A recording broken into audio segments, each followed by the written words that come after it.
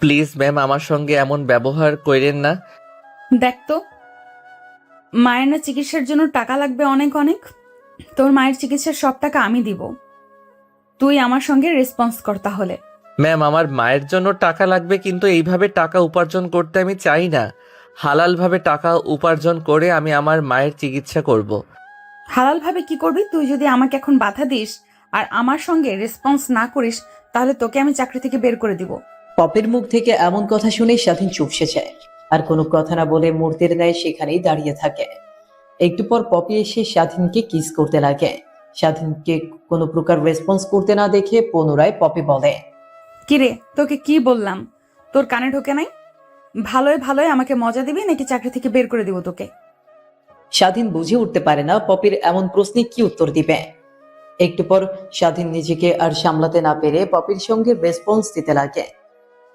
নিমিষে মিশে যায় দুটি দেহ। এভাবে পেরিয়ে যায় অনেকটা সময়। স্বাধীনের বুকের ওপর পপি শুয়েছিল, তখনই স্বাধীনকে উদ্দেশ্য করে পপি বলে, কেউ যেন জানতে না পারে। আর আমি যখন তোকে যেখানে আসতে বলবো আসবি, আমাকে মজা দিবি, বিনিময়ে আমি অনেক অনেক টাকা দেব। আর তোর মায়ের চিকিৎসা করতে কত টাকা লাগবে সব টাকা আমি দিয়ে দিব ম্যানেজারকে বলে। কথাটি বলেই স্বাধীনের বুকের উপর থেকে উঠে পপি তার জামা কাপড় নিয়ে ওয়াশরুমে চলে যায়। অন্যদিকে স্বাধীন উপরে সিলিং ফ্যানের দিকে তাকিয়ে আছে আর আনমনে ভাবছে 1 বছর আগে। কি রে বাবা, তুই না আজকে বললি তোকে সকাল সকাল ঘুম থেকে ডেকে দিতে? ফজরের আজান দেওয়ার পর থেকে তোকে ডাকছি, শুধু এপাশ ওপাশ করছিস। ঘুম থেকে উঠবি না, পরে আবার আমার দোষ দিতে পারবি না বলে দিলাম। ঘড়ির দিকে একবার তাকিয়ে দেখবে না কত হয়ে গেছে, 9টা বেজে গেছে। মায়ের মুখ থেকে স্বাধীন এমন কথা শুনতে পেয়ে তড়িঘড়ি করে শোয়া থেকে উঠে বসে নিজেকে সামলে নিয়ে নিজের মোবাইলটা হাতে নিয়ে স্ক্রিনের উপর তাকিয়ে দেখেন 9টা+ সময় হয়ে গেছে। বুঝে উঠতে পারে না কি করবে এখন। এই অল্প সময়ের মধ্যে দৌড়ে ওয়াশরুমে গিয়ে মুখে পানি দিয়ে ফ্রেশ হয়ে বাইরে এসে জামা কাপড় পরে বাসা থেকে যেই বের হতে যাবে, অমনি পেছন থেকে স্বাধীনের মা স্বাধীনকে বলে, কি রে বাবা, কই যাচ্ছিস তুই এত হন্তদন্ত হয়ে? খাবারটা তো খেয়ে যা। না জানি তুই কি করিস না করিস, কখনোই আমাদেরকে বলার প্রয়োজন মনে করিস না, কিন্তু খাবারটা তো খেয়ে যা। সকাল সকাল বের হচ্ছিস। ভাত খাবার বাইরে থেকে নেব। এখন আমাকে পিছন থেকে ডেকো না, জলদি অফিসে যেতে হবে। অফিস মানে কিসের অফিস? তোর আবার অফিস? তুই তো কাজকর্ম কিছুই করিস না, দিনরাত শুধু বাড়িতে ঘোরাফেরা করিস আর বলছিস অফিসে যেতে হবে। মা, এখন কিছু বলতে পারবো না, বাসায় এসে তোমাকে সব কিছু খুলে বলবো। আর কোনো কথা বলতে না দিয়ে বাসা থেকে বেরিয়ে যায়। স্বাধীন বাসার বাইরে এসে দাঁড়িয়ে রিক্সার জন্য অপেক্ষা করতে লাগে। অনেকটা সময় ফিরিয়ে যায়, তাও কোনো রিক্সার দেখা পায় না। কি করবে বুঝতে না পেরে রিক্সা না পেয়ে রাস্তার ধার ধরে হাঁটা শুরু করার একটু পরে সামনে এগোতেই একটা রিক্সা দেখতে পায়। তারপর রিক্সায় উঠে সোজা অফিসে চলে আসে। তারপর রিক্সাওয়ালাকে তার ভাড়া মিটিয়ে ওয়েটিং রুমে গিয়ে অপেক্ষা করতে লাগে। বুঝতে পারছেন না কি হচ্ছে এখানে? গল্পের সাথে থাকুন, ঠিকই বুঝতে পারবেন। ওয়েটিং রুমে বসে থেকে অনেকক্ষণ ধরে অপেক্ষা করতে লাগে স্বাধীন। বেশ কিছুক্ষণ অপেক্ষা করার পর একটা পিয়ন এসে স্বাধীনকে উদ্দেশ্য করে বলে, স্যার আপনাকে কেবিনে ডাকে। সেখানে আর এক মুহূর্ত না বসে থেকে কেবিনের মধ্যে চলে যায়। তারপর দরজাটা হালকা খুলে অনুমতি নিয়ে রুমের মধ্যে প্রবেশ করে ডেস্কের সামনে চেয়ারটাতে বসে পড়ে। ডেস্কে থাকা বৃদ্ধ লোকটা মন দিয়ে তার কাজ করছিল। সেদিক থেকে দৃষ্টি সরিয়ে স্বাধীনের দিকে তাকিয়ে বলে, বাবা তুমি এসেছো? আমি তোমারই অপেক্ষায় ছিলাম এতক্ষণ ধরে, কখন তুমি আসবে। তা আসতে তোমার কোনো অসুবিধা হয়নি তো? না আঙ্কেল, কোনো অসুবিধা হয়নি। আর কেন দেখেছেন আপনি সেটা আগে বলেন। আসলে বাবা, কালকে তুমি না থাকলে আমি আর আজকে অফিসে আসতে পারতাম না, ইভেন্টে এই পৃথিবীতে বেঁচে থাকতে পারতাম না। তুমি নিজেও জানো না কত বড় উপকার করেছো তুমি আমার। তোমার উপকারের প্রতিদান আমি কখনো দিতে পারবো না।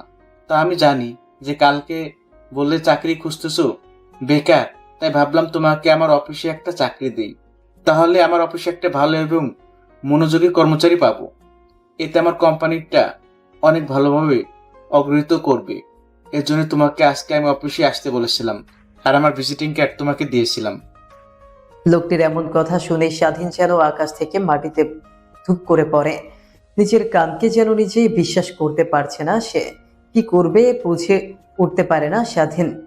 স্বাধীনকে চিন্তিত থাকতে দেখে বৃদ্ধ লোকটি পুনরায় বলে, দেখো বাবা, তুমি কোনো টেনশন নিও না।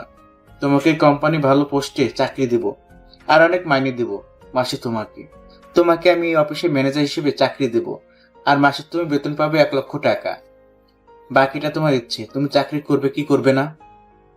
স্বাধীন যেন লোকটির এমন কথা শুনে নিজের কানকে নিজেই বিশ্বাস করতে পারছে না। ড্যাব ড্যাব করে তাকিয়ে আছে লোকটার দিকে। হঠাৎ লোকটির এমন কথা শুনে স্বাধীনের ধ্যান ভেঙে যায়। তারপর আমতা আমতা করে বৃদ্ধ লোকটিকে উদ্দেশ্য করে বলে, পপির, আসলে আঙ্কেল কি করে যে আপনাকে বলবো আমি বুঝে উঠতে পারছি না। আপনি নিজেও জানেন না আপনি আমার কত বড় উপকার করছেন। চাকরির জন্য ঘুরপাক খাচ্ছি, এই অফিস থেকে অন্য অফিসে যাচ্ছি, প্রায় 2 বছর হবে, কিন্তু আমি কোনো চাকরি খুঁজে পাচ্ছি না। আরেকদিন যে আমি আপনাকে বাঁচিয়েছিলাম, ওই দিনও একটা কোম্পানি থেকেই ইন্টারভিউ দিয়ে আসার সময় আপনার অফিসের নাম ডাক আমি অনেক আগে শুনেছি। আমি কখনো কল্পনাও করতে পারিনি এত বড় কোম্পানির ম্যানেজার হব। সেদিন আমি তোমার ফাইলের দিকে তাকিয়ে তোমার সার্টিফিকেটগুলো দেখে ফেলেছি। এক নজরে মনে হয়েছে তুমি একজন বড় কোম্পানির ম্যানেজার হিসেবে দায়িত্ব পেলে খুব ভালো পালন করতে পারবে। আর এই অফিসের যে ম্যানেজার ছিল, তিনি অনেক দায়িত্ববান ছিল, বৃদ্ধ হয়ে যায়, তাকে অবসর চলে গিয়েছে। আর আমার কোম্পানির দেখাশোনার জন্য একটা ভালো ম্যানেজার দরকার, তাই তোমাকে এই জবটা অফার করেছি। এখন তুমি বলো, তুমি চাকরিটা করবে কি করবে না। কি বলেন না বলেন স্যার, আমি তো এক পায়ের উপর রাজি আছি আমি আপনার অফিসের ম্যানেজার হতে। তাহলে তো হয়ে গেল। পিয়নকে ডেকে তোমার সব কাজকর্ম ঠিক করতে হবে, যে সকল বিষয় দেখিয়ে দিচ্ছি। আর কালকে থেকে তুমি তো কোম্পানিতে জয়েন হও। আর এই নাও অ্যাডভান্স 1 লক্ষ টাকা। স্বাধীন যেন একের পর এক অবাক হচ্ছে। তারপর অফিসের মালিক স্বাধীনকে অফিসটা ঘুরিয়ে ঘুরিয়ে দেখিয়ে দিতে লাগে। এভাবে পার হয়ে যায় অনেকটা সময়। তারপর পুনরায় এসে ডেস্কে বসে আরাম করতে লাগে তারা। তখনই স্বাধীনকে উদ্দেশ্য করে পুনরায় বৃদ্ধ লোকটা বলে, আসলে বাবা, আমি অনেক বৃদ্ধ হয়ে গেছি। অফিসটার কত দেখাশোনা করব। আমার কোনো ছেলে নেই যে আমি ব্যবতী সেই অফিস দেখাশোনা করবে, আমার একটা মেয়ে বাদে। আর এই মেয়েটাও বিদেশে লেখাপড়া করে। শুনেছি মেয়েটার লেখাপড়া শেষ, এখন সে দেশে আসবে। এখন দেখি মেয়েটা আমার কোম্পানির দায়িত্ব নেয় নাকি অন্য কিছু করে। তাই আমি ব্যবতী কোম্পানি যেন ভালোভাবে চলতে পারে এমন কেউ খুঁজছিলাম। আর আমার কপালে তার থেকে বেশি কিছু হতে পারে, সেদিকে খেয়াল রেখে তুমি বাবা। কারণ তুমি তো জানো, একটা কোম্পানি ম্যানেজার মানে একটা কোম্পানির মালিক। স্যার, সেদিক থেকে আপনার কোনো চিন্তাই করবেন না, আমি আমার নিজের মনে করে অফিসটা দেখাশোনা করব। আপনি নিশ্চিন্তে থাকতে পারেন। অনেক চিন্তামুক্ত হলাম বাবা তোমার কথা শুনে। আর আমাকে স্যার বলতে হবে না, আমাকে আঙ্কেল বলে ডেকো, এতেই অনেক। তখনই রুমের মধ্যে চলে আসে পিয়ন। তারপর বৃদ্ধ লোকটির দিকে কিছু ফাইল এগিয়ে দিয়ে বলে, স্যার এই নিয়েন, আপনি যেভাবে যেভাবে বলেছেন সেইভাবেই এই ফাইলটা রেডি করা আছে। আর এই নিন স্যারের কার্ড, এটা দেখালে স্যারকে অফিসে অনায়াসেই সবে আসতে দেবে। তখন আর কোনো গেটের দারোয়ান স্যারকে আটকাতে পারবে না। পিয়নের হাত থেকে অফিসের মালিক অর্থাৎ বৃদ্ধ লোকটি ফাইলটা নিয়ে পড়ে দেখতে লাগে সব ঠিক আছে। তারপর স্বাধীনের দিকে এগিয়ে দিয়ে বৃদ্ধ লোকটি স্বাধীনকে বলে, বাবা, এইটা এইখানে সাইড করে দাও, আর ভালোভাবে পড়ে দেখো কোন জায়গায় ভুল আছে নাকি। আঙ্কেল, কি এটা? পড়ে দেখো, তারপর না হয় আমাকে জিজ্ঞেস করো। তারপর স্বাধীন মন দিয়ে ফাইলটা পড়তে লাগে। আসলে এটা একটা উইল, যা স্বাধীনকে চুক্তিবদ্ধ করে রাখার জন্য এই অফিসে, যেখানে লেখা আছে 5 বছরের আগে স্বাধীন ইচ্ছা করে এই অফিস থেকে বের হতে পারবে না। আর অফিসের বস যখন যা বলবে তখন সে অনুযায়ী স্বাধীনকে চলাফেরা করতে হবে। ফাইলটা ভালোভাবে দেখে স্বাধীন মনে মনে বলে, আমি কেন চাকরি ছাড়তে যাব?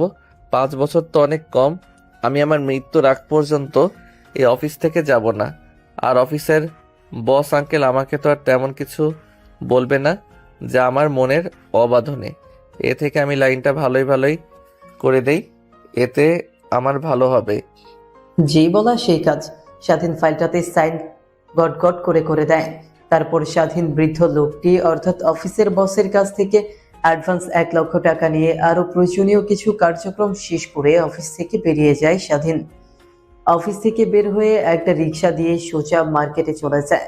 তারপর মার্কেটে গিয়ে স্বাধীন তার মা বাবা আর ছোট্ট বোনের জন্য প্রয়োজনীয় কিছু জামা কাপড় কিনে নেয়। তারপর রিকশায় উঠে একটা কাঁচা বাজারে চলে আসে। তারপর বাসার জন্য কিছু কাঁচা বাজার করে রিকশায় করে বাসায় চলে যায়। বাসার সামনে এসে রিকশা থেকে নেমে দরজায় কড়া নাড়তেই স্বাধীনের মা তড়িঘড়ি করে এসে দরজা খুলে দেয়। স্বাধীনের হাতে এত ব্যাগপত্র দেখে স্বাধীনের মাও অবাক হয়ে তার দিকে তাকিয়ে থাকে। স্বাধীন তার মাকে তার দিকে অবাক হয়ে তাকিয়ে থাকতে দেখে তার মাকে উদ্দেশ্য করে বলতে লাগে, কি হয়েছে মা? এমন ড্যাব ড্যাব করে আমার দিকে তাকিয়ে আছো কেন? না মানে তোর হাতে এত বাজার, আর বাজারগুলো কি দিয়ে করলি, আর এত টাকা পেলি কই থেকে তুই? মা, আমাদের আর দুঃখের দিন নেই, এখন সুখের দিন এসেছে। মানুষের ভাগ্য যেরকম বদলায়, আমাদেরও ভাগ্য বদলেছে। আমি একটা বড় কোম্পানির ম্যানেজার পদে চাকরি পেয়েছি। মানে কি বলছিস? তুই কিছুই বুঝতে পারছি না। তুই আর ম্যানেজারের পরে চাকরি কিভাবে, কখন? আরে মা, রুমের মধ্যে তো যেতে দাও, বিশ্রামটা আগে নিতে দাও, তারপরে না হয় তোমাকে সব কথা খুলে বলি। না, তোকে এখন বলতে হবে, না বললে তোকে রুমের মধ্যে আসতে দেব না। তুই আগে বল। আসলে মা, হয়েছে কি, কালকে তো অনেক রাত করে বাসায় ফিরলাম। তুমি তো আমাকে অনেক বকাবকি করলে, আমি তো কিছুই বললাম না তোমাকে। কিন্তু আসলে হয়েছে কি, কালকে পাশের গ্রাম থেকে ক্রিকেট খেলে আসতে আসতে অনেক রাত হয়ে যায়। আর আমাদের পাশের যে মেইন রোডটা আছে না, মেইন রোডটা পার হয়ে বাসায় আসতে যাব, অমনি দেখি মেইন রোডে একটা গাড়ি, সামনে অনেকগুলো লোক দাঁড়িয়ে আছে, পিছনে অনেকগুলো লোক পুরো গাড়িটা ঘেরাও করে ফেলেছে। তখন গাড়ি ভেতর থেকে চিৎকার চেঁচামেচি শুনতে পারি। নিজেকে আর সামলাতে না পেরে এপাশ ওপাশ তাকিয়ে কিছু একটা খুঁজি। পরে একটা লাঠি দেখতে পেয়ে লাঠিটা নিয়ে গিয়ে সেইখানে থাকা প্রত্যেকজনকে মারতে লাগে। এক এক করে সেইখানে থাকা সবাইকে মেরে মাটিতে লুটিয়ে ফেলি। তারপর গাড়ির মধ্যে থেকে একটা লোক বের হয়ে আমাকে অনেক বাহবা দেয় আর তার ভিজিটিং কার্ড আমাকে দিয়ে যায়। আর তোমাকে কালকে বলিনি, কারণ তুমি অনেক চিন্তা করবে আমাকে নিয়ে। আর আজকে আমি তার অফিসে দেখা করতে যাই, আর তিনি আমাকে তার অফিসে ম্যানেজারের পথে চাকরি অফার করে, আর আমি তাদের অফারে রাজি হয়ে যাই। স্বাধীনের মা স্বাধীনের এমন কথা শুনে অনেকটা খুশি হয়। খুশিতে বাকরুদ্ধ হয়ে স্বাধীনকে জড়িয়ে ধরে বলতে লাগে, বাবা, আমি জানতাম তো এমন কিছুই একটা করবি। তুই লোকদের বাঁচাবি আর আমি তোকে অনেক বকাবকি করতাম, নিজের ঘাড়ে নিজের দোষ তুলে নিবি বলে। কিন্তু দেখ, আজ তোর ভাগ্য বদলে দিল তোর সফলতা। দরজার সামনে দাঁড়িয়ে থাকবো, বাসার ভিতরে ঢুকতে দেবে না নাকি তুমি? অনেক ক্লান্ত হয়ে গেছি আমি, সেই দুপুর থেকে বাজার করতে করতে বিকেল হয়ে গেল, অনেক ক্লান্ত। দেখি এখন রুমে যেতে দাও। তারপর স্বাধীনের মা স্বাধীনের হাত থেকে ব্যাগপত্রগুলো নিয়ে নেয়। তারপর স্বাধীন তার রুমে গিয়ে জামা কাপড় পরিবর্তন করে টিউবওয়েল পাড়ে গিয়ে ফ্রেশ হয়ে নেয়। রুমে এসে আজ শোয়া হয়ে ফেসবুকিং করছিল, তখনই স্বাধীনের মা স্বাধীনের রুমে এসে বলে, তোর বাবা তো এখনো কোনো খোঁজ খবর হলো না? রাত 9টা বেজে গেল, এখনো তোর বাবা আসেনি। দেখ, তোর বাবা গিয়ে দেখ তোর বাবা কই রয়েছে। অনেক চিন্তা হচ্ছে আমার। মা, চিন্তা করো না, বাবা তো প্রত্যেক দিন সকালে সকালে বাসায় ফিরে, তা আজ এত দেরি হলো। থাকো, আমি গিয়ে গ্যারেজে দেখে আসি বাবা এসেছে কিনা। তারপর স্বাধীন বাড়ি থেকে বের হয়ে রিক্সার গ্যারেজে চলে যায়। গ্যারেজে গিয়ে স্বাধীনের বাবাকে দেখে গ্যারেজের মালিক একটা গাছের সঙ্গে বেঁধে রেখেছে। স্বাধীন এই দৃশ্য দেখে অনেক রেগে যায়, দৌড়ে গিয়ে গ্যারেজের মালিকের মুখে ঘুষি লাগিয়ে দেয়।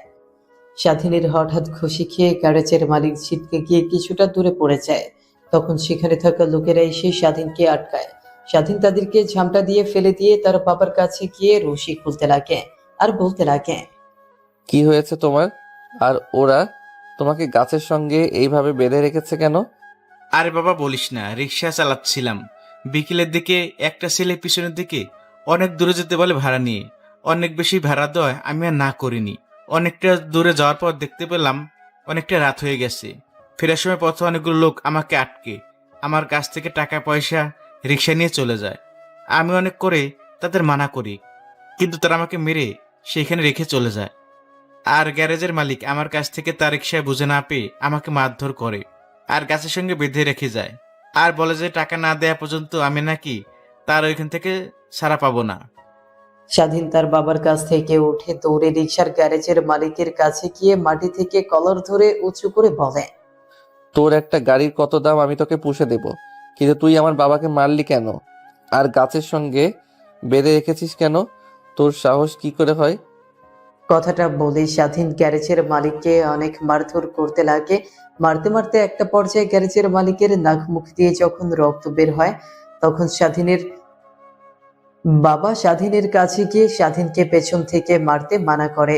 তারপর স্বাধীনের রাগ কিছুটা কমলে সেখান থেকে তার বাবাকে নিয়ে চলে আসার আগে তার প্যান্টের পকেট থেকে 30,000 টাকা গ্যারেজের মালিকের মুখে ছুঁড়ে মেরে বলতে লাগে, এই নিয়ে নে তোর টাকা। একটা গাড়ি তৈরি করতে কত টাকা লাগে তা আমি জানি না, এইখানে 30,000 টাকা আছে। জানি এই টাকা দিয়ে 2টা গাড়ি হবে। আর নেক্সট টাইম থেকে কখনো কারোর দিকে এইভাবে ব্যবহার করবি না। তোর গাড়ি হারিয়ে ফেলেছে, তাকে অনেক মারধর করেছে, তোর কাছে এসেছে, উল্টো তুইও তাকে মারলি। কথাটি বলে স্বাধীন রিক্সার গ্যারেজের মালিককে আরো একটা ঘুষি দিয়ে সেখান থেকে স্বাধীন তার বাবাকে কাঁধের উপর হাত রেখে বাসায় নিয়ে আসতে লাগে। অন্যদিকে স্বাধীনের বাবা খোঁড়াতে খোঁড়াতে আসে, পায়ে অনেক ব্যথা লাগায়। বাড়ির সামনে আসতেই দেখে স্বাধীনের মা বাসার সামনে দাঁড়িয়ে আছে। দূর থেকে স্বাধীনের বাবাকে দেখতে পেয়ে স্বাধীনের মা দৌড়ে আসে তাদের কাছে। কিরে বাবা, তোর বাবা কি হয়েছে? এমন ভাবে হাঁটছে কেন? আর তার শরীরে এত রক্ত লেগে আছে কেন? তারপর স্বাধীন তার মাকে সবকিছু খুলে বলে। তারপর স্বাধীন তার বাবাকে তার রুমে নিয়ে গিয়ে ফ্রেশ হয়ে জামা কাপড় পরিবর্তন করে দেয়। বাবা তাহলে তুমি এখন ঘুমাও, আমি আমার রুমে যাই। আর কোনো কিছুর প্রয়োজন হলে মাকে কিংবা আমাকে বইলো, হ্যাঁ? কথাটি বলেই স্বাধীন যেই পেছনে ফিরে রুম থেকে বের হতে যাবে, তখনই স্বাধীনের বাবা স্বাধীনকে পেছন থেকে বলে, কিরে বাবা, তোর কাছে এতগুলো টাকা কই থেকে আসলো? আর তুই তো কাজকর্ম কিছু করিস না, তাহলে তুই এই টাকাগুলো অন্যায়ভাবে উপার্জন করেছিস। তখনই স্বাধীনের মা পাশ থেকে বলে, আরে তুমি ওইগুলো কি বলছো? আমাদের ছেলে হয়ে কখনো খারাপ করবে এটা তুমি কি করে ভাবলে? আসলে স্বাধীন বড় একটা কোম্পানিতে ম্যানেজার পদে চাকরি পায়, এর জন্য তাকে অ্যাডভান্স 1,00,000 টাকা দেয়। স্বাধীনের বাবা স্বাধীনের মূল কথা শুনে অনেকটা খুশি হয়। তারপর স্বাধীন সেখানে আর এক মুহূর্ত না দাঁড়িয়ে থেকে সোজা তার রুমে চলে যায়। তারপর রুমে গিয়ে একটু ফেসবুক স্ক্রোল করে সে ঘুমিয়ে পড়ে। ঘুম ভাঙে পরের দিন সকালবেলা আজানের শব্দে। এপাশ ওপাশ করে ঘুম থেকে উঠে টিউবওয়েল পাড়ে গিয়ে ফ্রেশ হয়ে উজু করে নামাজ পড়তে চলে যায়। তারপর নামাজ পড়ে একটু হাঁটাহাঁটি করে বাসায় এসে খাওয়া দাওয়া শেষ করে স্বাধীন তার বাবার কাছে গিয়ে বলে, বাবা এখন তুমি কেমন আছো? হ্যাঁ, অনেক ভালো আছি। আর তোকে আমাকে নিয়ে চিন্তা করতে হবে না, আমি খুব সুস্থ আছি। তারপর তার বাবার সঙ্গে টুকিটাকি আরো কিছু কথা বলে বাসা থেকে বের হয়ে যায়। বাড়ির বাইরে এসে একটা রিক্সার জন্য অপেক্ষা করতে লাগে। একটা পর্যায়ে একটা রিক্সা আসলে স্বাধীন রিক্সাতে উঠে তার অফিসে চলে আসে। তারপর অফিসের সামনে এসে তার ভাড়া মিটিয়ে অফিসে চলে যায়। অফিসের দারোয়ানরা স্বাধীনকে আটকাতে স্বাধীন তার কার্ডটা দেখাতেই অফিসের দারোয়ানরা তাকে স্যালুট জানায়। তারপর সোজা স্বাধীন অফিসের মালিক অর্থাৎ বৃদ্ধ লোকটার কাছে চলে যায়। দরজার ওই পাশ থেকে ডেস্কের উপর বসে থাকা বৃদ্ধ লোকটা অর্থাৎ অফিসের মালিক বলে, বাবা তুমি এসেছো, আসো আসো, আমার কেবিনে আসবে। তোমার পারমিশন নিতে হবে না, এটা বলে দিলাম। এরপর থেকে যখন আসবে পারমিশন নিতে হবে না, ঠিক আছে? আচ্ছা আঙ্কেল। তুমি তো অফিসে নতুন ম্যানেজার পদে নিয়োগ পেয়েছো, তো তোমাকে সকলের সঙ্গে পরিচয় করে দিতেই হবে। তখনই অফিসের মালিক পিয়নকে ডেকে কনফারেন্স রুমে সবাইকে একত্র করতে বলে। তারপর পেমেন্ট দিয়ে সবাইকে ডেকে কনফারেন্স রুমে সবাইকে একত্রে করে। তখন অফিসের মালিক অর্থাৎ বৃদ্ধ লোকটা স্বাধীনকে অফিসের সকল কর্মচারীর সামনে নিয়ে গিয়ে বলে, ইনি হলো মিস্টার স্বাধীন, আমাদের অফিসের নতুন ম্যানেজার। তো আমি অনেক খুশি স্বাধীনের মতো একজন ভালো মন মানসিকতার ম্যানেজার পেয়ে। আপনারা আগের ম্যানেজারের সঙ্গে যেমন ভালো ব্যবহার করেছেন, কাঁধে কাঁধ মিলিয়ে কাজ করেছেন, স্বাধীনের সঙ্গে ঠিক একইভাবে কাজ করবেন, এটা আমরা আশা করি আপনাদের কাছ থেকে। যদি এর সম্পর্কে কোনো ধারণা নিতে চান তাহলে এখন তাকে প্রশ্ন করতে পারেন। আর নতুন ম্যানেজার নিয়োগ হওয়াতে আগামীকাল আমাদের অফিসে একটা পার্টির আয়োজন করা হয়েছে। সেখানে আপনারা আপনাদের ফ্যামিলির যে কাউকে আনতে পারবেন। তো সবাই ভালো থাকবেন, আল্লাহ হাফেজ। কথাটি বলে সেখানে আর এক মুহূর্ত না দাঁড়িয়ে থেকে স্বাধীন আর অফিসের মালিক চলে আসে অন্যদিকে। সবাই বলা বলি করছে। চেনে নেই জানা নেই কই থেকে একটা ছেলেকে উড়িয়ে নিয়ে এসে বলে আমাদের ম্যানেজার। আল্লাহই জানে এ নিয়ে আবার কেমন হবে। আগে ম্যানেজার তো অনেক ভালো ছিল। হ্যাঁ রে, আমি তাই ভাবছি। এই ছেলেটা যদি অনেক রুড হয়, কাজে বরখেলাফি যদি না দেখতে পারে, তাহলে তো একদম আমাদের জীবন তছনছ করে ফেলবে। দেখে তো তেমন মনে হলো না, বাকিটা আল্লাহই জানে কেমন হয়। আর শুনেছি বস নাকি বেশি দিন আর এই অফিসের দায়িত্বই থাকবে না, তার মেয়ে নাকি নতুন দায়িত্বে আসবে। লোকের মুখে শুনেছি বসের মেয়ে নাকি অনেক আগেই আমাদের মাঝে অফিসে আসতো।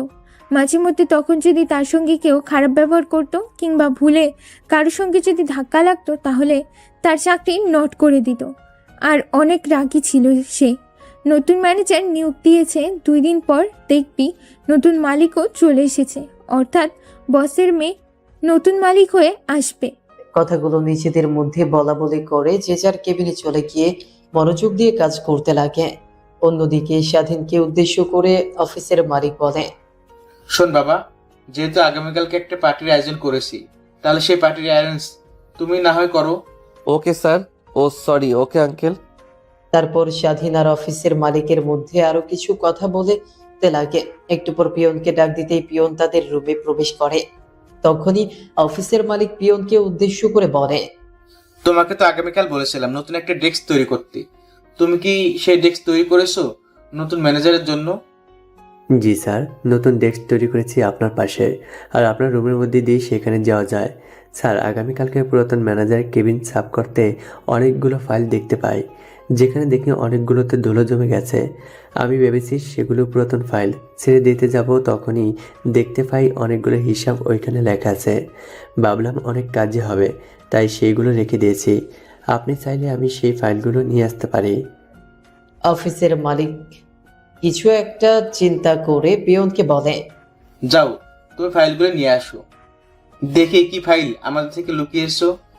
তারপর রুমের মধ্যে আর এক মুহূর্ত না দাঁড়িয়ে থেকে পিয়ন গিয়ে সে ফাইলগুলো নিয়ে এসে ডেস্কের উপর রাখতেই স্বাধীন আর অফিসের মালিক পিয়নের দেওয়া ফাইলগুলো খুলে দেখতে লাগে। ফাইলগুলো দেখে স্বাধীন তো অফিসের মালিকের দিকে বড় বড় করে তাকিয়ে আছে, অন্যদিকে অফিসের মালিকও স্বাধীনের দিকে বড় বড় করে তাকিয়ে আছে। তাদের দুজনের এমন বড় বড় করে তাকিয়ে থাকতে দেখে অনেকটাই অবাক হয়। পিয়ন উদ্বেগ কণ্ঠ নিয়ে তাদেরকে বলে, স্যার, এমনভাবে দুজনে তাকিয়ে আছেন যে, তেমন কোনো খারাপ কিছু আছে নাকি ফাইলটাতে? ও সেইট, আমি তাহলে এতদিন ভুল মানুষকে বিশ্বাস করে এসেছি, যে কিনা আমার বিশ্বাস অর্জন করার জন্য হাজার হাজার ডুপ্লিকেট অর্ডার আমার কাছ থেকে নিয়ে এসেছে, যেগুলো অনেক প্রফিট দেখি আমার কোম্পানি থেকে কম দামে কিনেছে, আর আমি তাকে ভালোভাবে সেগুলো সাইন করে দিয়েছি। ভেবেছি যে এগুলো অনেক কম দামে হলে কি হয়েছে, আমাদের কাছে তো অনেক বেশি প্রোডাক্টস নিয়েছে। স্যার, কি বলছেন এইগুলা? আর আমি তো দেখতে পাচ্ছি এই পাইলগুলোতে আপনার কোম্পানি থেকে মাল কিনে অন্য কোম্পানিতে বিক্রি করেছে। তেমনি প্রচুর রিপোর্ট। তাহলে কি আপনার সঙ্গে আপনার অফিসের পুরাতন ম্যানেজার বরখেলাপি করেছে? আজ এই ফাইলটা না দেখলে তো আমি বিশ্বাস করতে পারতাম না। হ্যাঁ বাবা, ঠিক ভেবেছো তুমি। তাদের দুজনের এমন কথোপকথনের মাঝে হঠাৎ দরজায় এসে কেউ কড়া নাড়ে। পিয়ন গিয়ে দরজা খুলে দিয়ে দেখে পুরাতন ম্যানেজার। তখন পুরাতন ম্যানেজার অনুমতি না নিয়ে কেবিনের মধ্যে প্রবেশ করে। তারপর ডেস্কের সামনে তার কুকর্মের ফাইলগুলো দেখতে পেয়ে সেগুলোর দিকে এক পলক তাকিয়ে হাসতে হাসতে তাদের সামনে থাকা চেয়ার টেনে বসে পড়েন। তাহলে আপনারা আমার অপকর্মের খবর পেয়ে গেছেন। ভেবেছিলাম আর একটু আপনাদের বিশ্বাস অর্জন করেছি, সেটা দিয়ে কাজ করে খাবো, কিন্তু সেটা আর হলো না। তোমাকে আমি এত বিশ্বাস করতাম, বিশ্বাস করে তোমাকে আমার অফিসে ম্যানেজার বানাই। তোর প্রত্যেকটা ফাইল আমি না দেখেই সাইন করে দিতাম। জানতাম তুই কখনো আমার কোনো ক্ষতি করবি না। উল্টো তুই আমার কোম্পানির নাম ব্যবহার করে নিজে লাখ লাখ কোটি কোটি টাকা উপার্জন করছিস আমার কোম্পানিকে লস খাইয়ে। তুই কখনোই আমি তোর কোম্পানির ক্ষতি করেছি এ কথাটা বলতে পারবি না। তোর কোম্পানি থেকে অল্প মূল্যে আমি পণ্য কিনে অন্য কোম্পানিতে তার ডবল মূল্যে বিক্রি করতাম। এর থেকে এখন আমি বড় কোম্পানির মালিক, যেই কোম্পানি তোর থেকেও অনেক অনেক উপরে আসে আর অনেক অনেক টাকা উপার্জন করে। কথাটি বলে ম্যানেজার হা হা করে হাসতে লাগে। কথাটি বলে সেইখান থেকে অফিসের ম্যানেজার চলে যায় অন্যদিকে। অফিসের মালিকের কপালে চিন্তার ছাপ স্পষ্ট বিরাজ করে, কারণ এই অফিসের পুরো মালিক ধরতে গেলে ম্যানেজার ছিল। বড় বড় কোম্পানির সঙ্গে ডিল কনফার্ম করতো ম্যানেজার একাই।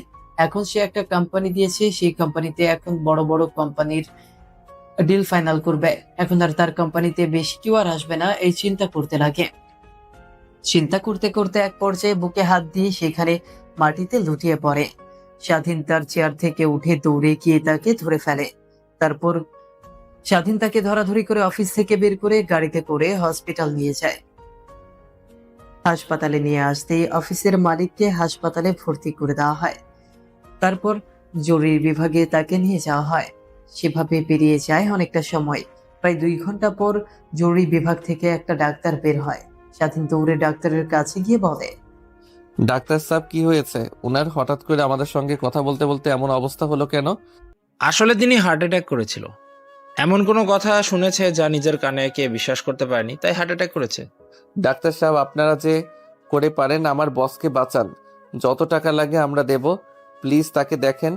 তার মাথার উপর আমার মতো হাজারো কর্মচারীর আজ কাজ করে খাই, আর সে যদি না বাঁচে তাহলে আমাদের কর্মক্ষেত্র ভেঙে যাবে। আরে এত চিন্তা করছেন কেন আপনি? চিন্তার কোনো কারণ নেই, সে এখন সম্পূর্ণ সুস্থ আছে। একটু পর তাকে একেবারে ছেড়ে দেওয়া হবে। আর একটা কথা, সময় মতো তাকে হাসপাতালে নেওয়া এবারের মতো বেঁচে গেছে। এরপর থেকে তাকে এমন কোনো কথা বলবেন না যাতে তিনি অনেক কষ্ট পায়। দ্বিতীয়বার হার্ট অ্যাটাক করলে তাকে বাঁচানোর সম্ভাবনা একদমই কম থাকবে। আর ওনার দিকে খেয়াল রাখবেন। আর একটু পর আমার কেবিনে আসবেন আপনি, কিছু জরুরি মেডিসিন লিখে দেবো, সেগুলো নিয়ে আসবেন। কথাটি বলে ডাক্তার সেখানে আর এক মুহূর্ত না দাঁড়িয়ে থেকে সোজা তার কেবিনে চলে যায়। স্বাধীন সেখানে আর দাঁড়িয়ে না থেকে পাশে থাকা চেয়ারে গিয়ে বসে পড়ে। সেইখানে বসে থেকে অনেকটা সময় পার হয়ে যায়। মোবাইলের দিকে তাকিয়ে দেখে রাত্রি 8টা বেজে গেছে। কোথা দিয়ে এতটা সময় বের হয়ে গেল কোনোভাবেই মাথায় খেলছে না তার। তারপর সেখানে আর বসে না থেকে ডাক্তারের কেবিনে চলে যায়। তার উপর ডাক্তার স্বাধীনকে দেখতে পেয়ে কিছু ওষুধ লিখে দেয়। স্বাধীন হাসপাতাল থেকে বের হয়ে একটা ফার্মেসি থেকে ওষুধ নিয়ে হাসপাতালে চলে আসে। আইসিইউর সামনে দাঁড়িয়ে ছিল, তখনই একটা হুইল চেয়ারে করে অফিসের বসকে কেবিনে শিফট করে। স্বাধীন তার পেছনে চলে যায়। তারপর কেবিনে শিফট করার পর স্বাধীন অফিসের বসের সঙ্গে টুকটাক কিছু সেভাবে অনেকটা সময় পেরিয়ে যায়। তাদের কথা বলার এক পর্যায়ে অফিসের বস স্বাধীনকে বলে, তা বাবা, তুমি এখন বাসায় চলে যাও। এখন আমি অনেক সুস্থ আছি। তোমাকে নিয়ে তোমার ফ্যামিলি হয়তো অনেক চিন্তা করছে। তুমি এখন বাসায় চলে যাও। আঙ্কেল কি বলছেন এগুলো আপনি? আপনাকে এই অবস্থায় রেখে কিভাবে আমি বাসায় চলে যাই? আপনার তো এই পৃথিবীতে কেউ নেই একমাত্র মেয়ে ছাড়া। আর আপনার মেয়ে নাকি লন্ডনে পড়াশোনা করছে। এখন আমি এইখানে থাকলে আপনাকে দেখাশোনা করবে কে? আমাকে নিয়ে চিন্তা করতে হবে না। আমি বাসায় ফোন করে সবকিছু বলে দেব মা বাবাকে। তাদের দুজনের কথোপকথনের মাঝে হঠাৎ করে অফিসের বসের ফোনে একটা ফোন আসে। তখন ফোনটা রিসিভ করে কানে ধরতেই ওই পাশ থেকে একটা মেয়েলি কণ্ঠ অফিসের বসকে উদ্দেশ্য করে বলে, বাবা তুমি কই আছো? এত রাত করে বাসায় ফেরোনি এখনো কেন? তোমাকে না একবার বলেছি বেশি রাত করে বাসার বাইরে থাকবে না? তা তুমি এখনো বাসায় আসো নাই কেন বলো তো? একটা জরুরি কাজে আমি বাসায় বাইরে আছি। বাবা তোমার কণ্ঠ এমন শোনাচ্ছে কেন? আর তুমি কোথায় আছো সত্যি করে বলো। আর তুমি আমাকে বলো। আর আমি বাংলাদেশে এসেছি তোমাকে সারপ্রাইজ দেওয়ার জন্য, তোমাকে বলিনি। আর এসে তো আমি নিজেই সারপ্রাইজড হয়ে গেছি। এত রাত হয়ে গেল আর তুমি এখনো বাসায় আসোনি। মেয়ের এমন প্রশ্ন শুনে কি বলবে বুঝতে পারে না সে। তাই আমতা আমতা করে পপিকে উদ্দেশ্য করে পপির বাবা বলতে লাগে, আরে মা, বলিস না, আজকে অফিসে মিটিং করছিলাম। হঠাৎ করে বুকের ব্যথা শুরু হয়। কিছুক্ষণ পর মাটিতে লুটিয়ে পড়ি, অজ্ঞান হয়ে যাই। জ্ঞান ফিরে দেখি আমি হাসপাতালে বেডে শুয়ে আছি। আমাদের অফিসের নতুন ম্যানেজার আমাকে নিয়ে হাসপাতালে আসে। পরে জানতে পারি আমি নাকি হার্ট অ্যাটাক করেছিলাম। তখনই ফোনের ওই পাশ থেকে কাদো কাদো কণ্ঠে পপি বলতে লাগে, বাবা কোন হসপিটালে তুমি আছো? আমাকে হসপিটালের নামটা বলো, আমি এক্ষুনি আসছি তোমার কাছে। মারে, তোকে আমাকে নিয়ে চিন্তা করতে হবে না, এখন আমি সম্পূর্ণ সুস্থ আছি। আর এত রাত করে তোকে আসতে হবে না। কালকে সকালে না হয় অফিসে আসিস আমার কাছে। আমার অফিসে নতুন ম্যানেজার আছে, সে আমার যত্ন নিবে। তোকে সেই দিকে কোনো চিন্তা করতে হবে না। তোমার কাছ থেকে কি আমি সেই খবর জানতে চেয়েছি? শুধু জানতে চেয়েছি হসপিটালের নাম কি আর কত নাম্বার কেবিনে তুমি আছো। জলদি জলদি বলো, আমি এক্ষুনি তোমার সঙ্গে দেখা করব। সকাল তো দূরে থাক, আমি আর এক মুহূর্ত আমার বাড়িতে অপেক্ষা করব না। তারপর পপির অনেক জোরাজুরিতে এক পর্যায়ে পপির বাবা তাকে হাসপাতালের অ্যাড্রেস দিয়ে দেয়। তারপর তার মেয়ের সঙ্গে আরো কিছু কথা বলে ফোন রেখে দিয়ে স্বাধীনের দিকে তাকিয়ে দেখে সে তার দিকে তাকিয়ে আছে। তখনই পপির বাবা স্বাধীনকে উদ্দেশ্য করে বলে, শুনলেন তো সবাই, আমার মেয়ে পপি বাংলাদেশে চলে এসেছে। সে 8 বছর আগে তাকে দেখেছিলাম মাঝে মাঝে ইউএসএ তে গিয়ে, দেখে এসেছি 8 বছর পর বাংলাদেশে আসলো। বাংলাদেশ ঠিক তেমন একটা কিছু চেনে না।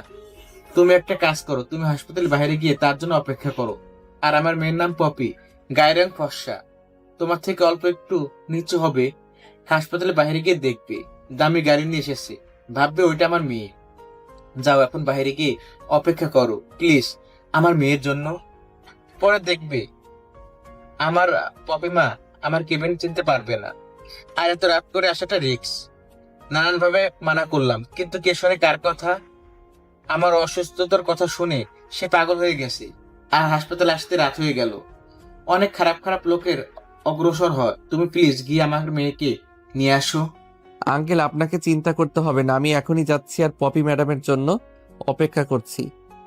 কথাটি বলে স্বাধীন কেবিনের মধ্যে আর অপেক্ষা না করে হাসপাতালের বাইরে চলে আসে।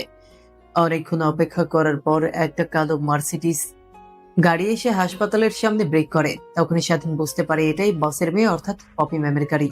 তারপর সেই দিকে একটু এগিয়ে যায়। তারপর গাড়ির মধ্য থেকে একটা মেয়ে বের হতেই স্বাধীন তার দিকে অবাক হয়ে তাকিয়ে আছে। একটু পর মেয়েটি তার গাড়ি থেকে নেমে ড্রাইভারকে কিছু একটা বলে হাসপাতালের মধ্যে প্রবেশ করতে যাবে। হঠাৎ হাসপাতালে গেটের সামনে স্বাধীনকে দেখতে পেয়ে পপি অবাক হয়ে স্বাধীনের দিকে কিছুক্ষণ তাকিয়ে থাকে। তারপর সেদিকে তেমন একটা ভ্রুক্ষেপ না দিয়ে স্বাধীনকে পাশ থেকে আসতে যাবে। তখনই স্বাধীন পপিকে উদ্দেশ্য করে বলে, ম্যাম, আপনার নাম কি পপি? হঠাৎ কারো এমন প্রশ্ন শুনতে পেয়ে পপি পেছনের দিকে তাকিয়ে দেখে স্বাধীন তাকে প্রশ্ন করেছে। স্বাধীনের এমন প্রশ্নে কি জবাব দিবে পপি বুঝে উঠতে পারে না। আমতা আমতা করে বলে, হ্যাঁ, আমার নাম পপি। ও আচ্ছা, তাহলে আপনার বাবার কি হার্ট অ্যাটাক করে এই হসপিটালে ভর্তি হয়ে আছে, তাকে দেখার জন্য এসেছেন তাই না? স্বাধীনের এমন প্রশ্ন শুনে পপি স্বাধীনের দিকে বড় বড় দৃষ্টি করে তাকিয়ে আছে। তারপর স্বাধীন পপিকে এমন ভাবে তাকিয়ে থাকা দেখে হালকা শুকনো কাশি দিতেই পপি মাথা দিয়ে হ্যাঁ বোঝায়। তাহলে কোনো প্রশ্ন না করে আমার পিছে পিছে আসুন, বাকিটা না হয় আমার পিছু পিছু আসলেই বুঝতে পারবেন। স্বাধীনের মুখ থেকে আপনি ডাকটা পপি কেমন যেন লাগলো। তারপর স্বাধীনকে আর কোনো কথা বলতে না দিয়ে স্বাধীনের পিছু পিছু পপি আসতে লাগে। তখনই পপি শুকনো একটা কাশি দিয়ে স্বাধীনকে বলে, কেমন আছো তুমি? নিশ্চয়ই অনেক ভালো আছো। ভালো থাকবে না কেন? নিজের পছন্দের মানুষকে এখন হয়তোবা বিয়ে করে নিয়েছো। পপির এমন কথা শুনেই স্বাধীন মুচকি একটা হাসি দেয়। স্বাধীনের হাসি দেখে পপি পুনরায় স্বাধীনকে বলে, আমি হাসার কি বললাম? দেখো, ভাগ্যের কি নির্মম পরিহাস। যার জন্য 8 বছর ধরে আমি বিদেশে পাড়ি জমাচ্ছি, চাচ্ছিলাম না তার সঙ্গে আমার এই জীবনেও আর কখনো দেখা হোক। আজকে 8 বছর পর বিদেশ থেকে এসে তার সঙ্গেই সর্বপ্রথম দেখা হলো। বাই দ্য ওয়ে, তুমি আমার বাবাকে কি করে চেনো আর আমাকেই বা কি করে চিনলে? ম্যাম, আপনি এখন আমার বসের মেয়ে। এই সম্পর্কের বাইরে আপনার সঙ্গে আমার আর কোনো সম্পর্ক নেই। এই সম্পর্কটা থাকলেই আমি অনেক ভালো থাকবো। আরেকটা কথা বলি, আমি কাউকে চিট করিনি আর আমি কাউকে ঠকাইনি। ভাগ্যের কাছে আমি নিজে ঠকে গিয়েছিলাম। আর হ্যাঁ, আমি এখনো অবিবাহিত। তারপর তারা দুজন কথা বলতে বলতে একটা সময় কেবিনের সামনে চলে আসে। তারপর তারা দুজন নীরব হয়ে কেবিনের মধ্যে প্রবেশ করে। তখনই পপি গিয়ে অফিসের বস অর্থাৎ তার বাবার কাছে গিয়ে কেবিনের পাশে থাকা চেয়ারটা টেনে বসে। পপি তার বাবাকে উদ্দেশ্য করে বলে, বাবা হঠাৎ করে হার্ট অ্যাটাক করলো কি করে? আমি তোমাকে সারপ্রাইজ দিতে এসে আমি নিজেই সারপ্রাইজড হয়ে গেছি জানো। মা, তুই হঠাৎ করে বাংলাদেশে আসলি, কিছু মাস পর না তোর এক্সাম? তাহলে হঠাৎ করে বাংলাদেশে আসলি কেন? কোনো কি কাজের জন্য তুই বাংলাদেশে এসেছিস? না বাবা, কোনো কাজ নেই। তোমাকে সারপ্রাইজ দেওয়ার জন্য আমি তোমাকে সত্যি কথা বলিনি। আমার পরীক্ষা কালকেই শেষ হয়ে গেছে, আর আগে থেকেই টিকিট কেটে রেখে দিয়েছিলাম। পরীক্ষা দেওয়ার পর আর একদিন বিদেশের মাটিতে না থেকে সোজা বাসায় চলে আসি তোমাকে সারপ্রাইজ দিব বলে। আর দেখো, এসে দেখি তুমি কিনা হার্ট অ্যাটাক করে হসপিটালে ভর্তি আছো। তারপর পপি আর পপির বাবা দুজন মিলে অনেক কথা বলতে লাগে। অন্যদিকে স্বাধীন সেখানে দাঁড়িয়ে থেকে পপি আর পপির বাবার দুজনের কথোপকথন শুনছিল। হঠাৎ পপি তার বাবাকে উদ্দেশ্য করে স্বাধীনকে দেখিয়ে দিয়ে বলে, বাবা, এই ছেলেটিকে দেখছি বাহিরে আমার জন্য অপেক্ষা করছিল। কিছুই বললো না। জিজ্ঞেস করলাম কে তুমি, বললো যে রুমের মধ্যে যান, তাহলেই জানতে পারবেন। আসলে মা, আমার আগের ম্যানেজার অনেক বয়স্ক হয়ে যায়। সে তার ম্যানেজার পদ থেকে রিজাইন নিয়ে চলে গিয়েছে। তারপর একটা বিশ্বস্ত লোক খুঁজছিলাম। হঠাৎ স্বাধীনের সঙ্গে পরিচয়। আমরা ছেলেটার সম্পর্কে অনেক জেনে শুনে বুঝতে পারি ছেলেটা অনেক ভালো আর অনেক শখ। তাকে আমার ম্যানেজার পদে রাখি। আর জানিস মা, আমি হার্ট অ্যাটাক করে এইখানে শুয়ে আছি একমাত্র আমার আগের ম্যানেজারের কারণে। আমার বিশ্বাস নিয়ে আগের ম্যানেজার খেলা করেছে। আমাকে অনেক অনেক ডিল দেখিয়ে আমার কোম্পানি থেকে অল্প টাকা দিয়ে পণ্য কিনে ওই ম্যানেজার বেশি টাকা দিয়ে পণ্য বিক্রি করত। সে থেকে এখন সে অনেক বড় একটা কোম্পানি মালিক হয়ে গেছে। সে তাকে অনেক বিশ্বাস করে আমার অফিসে বড় কোটি কোটি টাকা ক্ষতি করে দিল। আমার তো বড় বড় কোম্পানির সঙ্গে তার সাক্ষাৎ ছিল। কখনো ভাবতাম না এমন একটা দিন দেখতে হবে তার কোম্পানি খোলায় আর তাদের সঙ্গে ভালো ব্যবহার করা। এখন আমার কোম্পানি তারা ডিল না করে দেখা যাবে ওই ম্যানেজারের কোম্পানিতে এখন তারা ডিল কনফার্ম করছে আর আমার কোম্পানিটা পথে বসে যাবে। এই বিষয় নিয়ে চিন্তা করতে করতে আমি হার্ট অ্যাটাক করে ফেলি। আর মা, এখন আমি অনেক সুস্থ আছি। আমাকে নিয়ে আর কোনো চিন্তা করতে হবে না। আর বাবা স্বাধীন, তুমি চাইলে এখন বাসায় যেতে পারো। আমার মেয়ে চলে এসেছে। না আঙ্কেল, আব্বু আম্মুকে আপনার অসুস্থতার কথা বলেছি। তারা বলেছে আপনার কাছে থাকতে। আর ম্যাম যেহেতু একটা মেয়ে, সে তেমন কিছু বুঝতে পারবে না। আমি আপনার কাছে থাকি না হয়। আচ্ছা বাবা, সমস্যা নেই। তুমি যা ভালো বোঝো তাই করো। তারপর স্বাধীন কেবিনের মধ্যে আর এক মুহূর্ত না দাঁড়িয়ে থেকে কেবিনের বাইরে এসে বারান্দায় দাঁড়িয়ে থাকে। মাঝে মাঝে শীতে ঠান্ডা বাতাস তার গা ছুঁয়ে দিচ্ছে আর রাতের ব্যস্ত শহরটা দেখছে। তখনই প্যান্টের পকেট থেকে ফোনটা বের করে স্বাধীন। তার মাকে ফোন করে। ফোন করতে ওই পাশ থেকে স্বাধীনের মাও ফোন রিসিভ করে। কিরে বাবা, রাত 12টা বেজে গেল, এখনো তুই বাসায় ফিরলি না? আমি আর তোর বাবা তো তোকে নিয়ে অনেক চিন্তা করছি। তোর বাবা অসুস্থ না হলে দেখতি এখন বাইরে গিয়ে তোকে খুঁজতো। আসলে মা, আমি যে কোম্পানিতে কাজ করি সেই কোম্পানির বস অসুস্থ হয়ে পড়েছে। তাকে নিয়ে হাসপাতালে এসেছি, তাই অনেক রাত হয়ে গেছে। আর তোমাকে ফোন করে যে বলবো সেই সময়টাও পাই নাই। আমি এখন ফ্রি হলাম আর তোমাকে ফোন করলাম। আর আমাকে নিয়ে চিন্তা করতে হবে না, কাল সকালে বাসায় চলে আসবো। তারপর স্বাধীন তার মায়ের সঙ্গে টুকটাক কিছু কথা বলে ফোন রেখে দিয়ে পাশের দিকে তাকিয়ে দেখে পপিও তার পাশে দাঁড়িয়ে থেকে শহরের দিকে তাকিয়ে আছে। কথা বলা শেষ হলে স্বাধীন ফোনটা কেটে দিয়ে ফোন প্যান্টের পকেটে রেখে দেয়। দুইজনেই ব্যস্ত নগরের দিকে তাকিয়ে আছে। মাঝে মাঝে শীতের ঠান্ডা বাতাস এসে তাদের শিহরিত করে দিচ্ছে।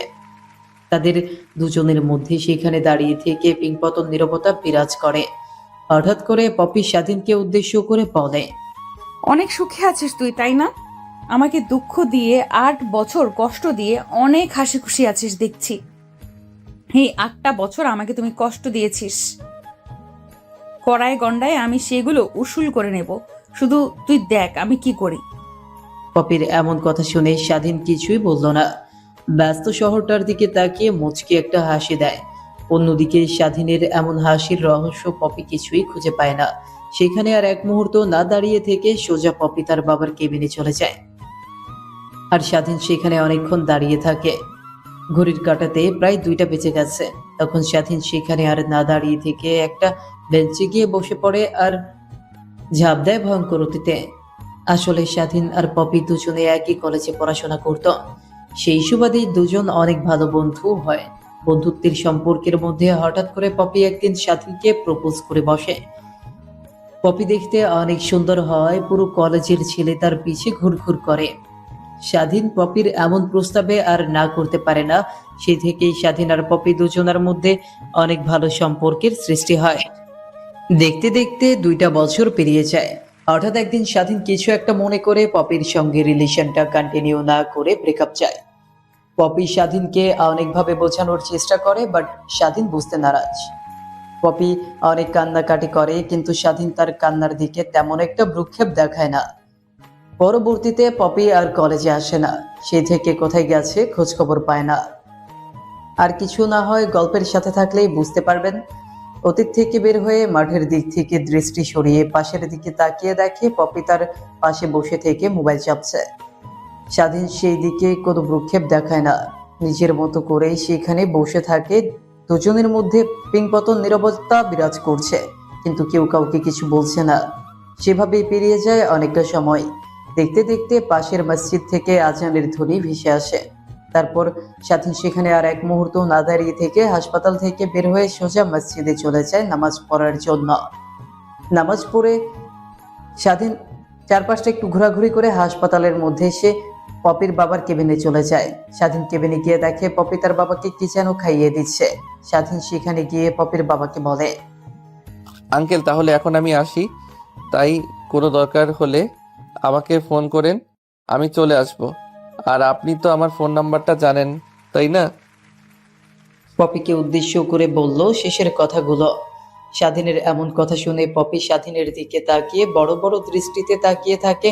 তখনই স্বাধীন নিজেকে সামলে নিয়ে বলে, না মানে ম্যাম, কালকে রাতে তো আপনি আমার নাম্বার নিলেন, তার জন্যই বললাম কোনো প্রয়োজন হলে আমাকে ফোন করার জন্য। তাহলে আমি এখন আসি। তারপর স্বাধীন সেখানে আর এক মুহূর্ত না দাঁড়িয়ে থেকে সোজা কেবিন থেকে বের হয়ে তার বাসার উদ্দেশ্যে যাওয়ার জন্য রাস্তায় চলে আসে।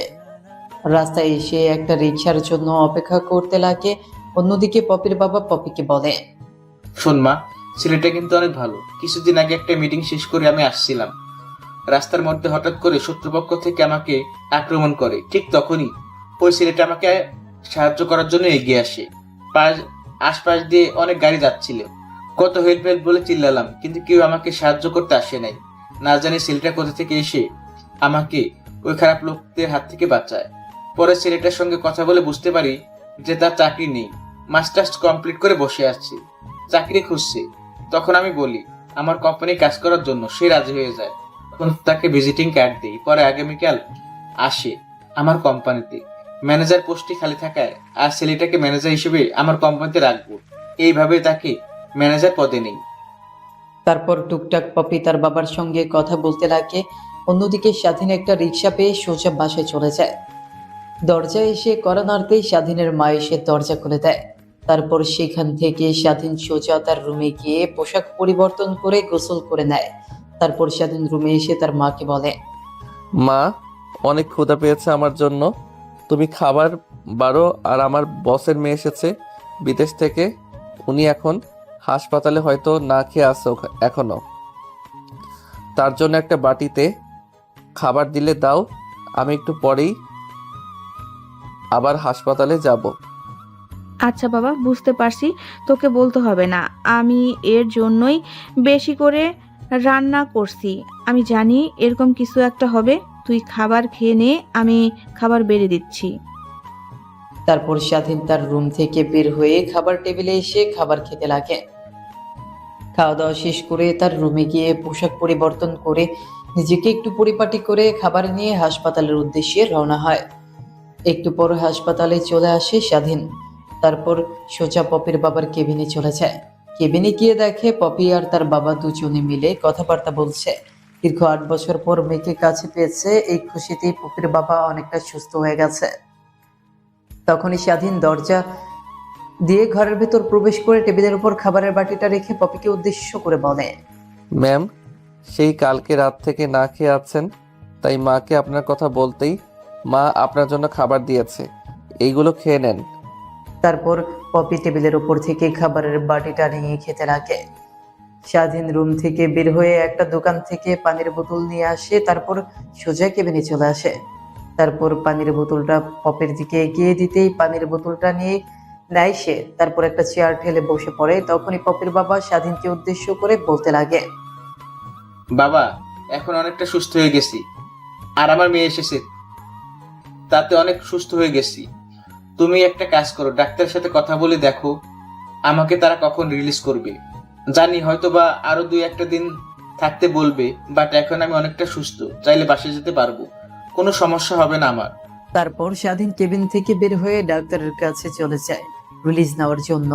তারপর ডাক্তারের সঙ্গে টুকিটাকি কিছু কথাবার্তা বলে রিলিজ করার জন্য। তারপর ডাক্তার কিছু ওষুধ লিখে দিলে স্বাধীন কেবিন থেকে বেরিয়ে আসে। তারপর কাউন্টারে গিয়ে বিল মিটিয়ে পপির বাবাকে নিয়ে গাড়ি করে বাসায় চলে আসে। তারপর পপির বাবাকে তার বাসায় নামিয়ে দিয়ে স্বাধীন আসতে যাবে। তখনই পপির বাবা স্বাধীনকে বলে, বাবা, তুমি আমার বাসায় প্রথম এসেছো, আর বাইরে কেন দাঁড়িয়ে আসছো? ভিতরে আসো না, চা নাস্তা করে তারপর যাও। না, সমস্যা হবে না, বাসায় যেতে হবে। আজকে না হয় বাসার ভিতরে যাচ্ছি না, অন্য একদিন আসবো।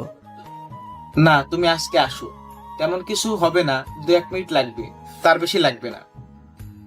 স্বাধীন পপির বাবার কথার ওপরে আর কোনো কথা না বলে তাদের বাসার ভেতরে প্রবেশ করে। তারপর রুমে গিয়ে বসে পড়ে। পপির বাবাও স্বাধীনের পাশে বসে পড়ে। অন্যদিকে পপি সোজা সিঁড়ি বেয়ে উপরে চলে যায়। তখনই পপির বাবা স্বাধীনকে বলে, শোনো বাবা, আমার মেয়ে আগে এমন ছিল না, অনেক ভালো ছেলেদের সঙ্গে ভালোভাবে কথা বলতো। হঠাৎ করে কি হলো, ছেলেদের দেখতে পারে না, ইভেন কোনো ছেলের সঙ্গে ভালো কথা বলে না, অনেক রাপ ব্যবহার করে। এরপর কি হলো, দেশে থাকলে না বিদেশে পড়াশোনার জন্য গেল।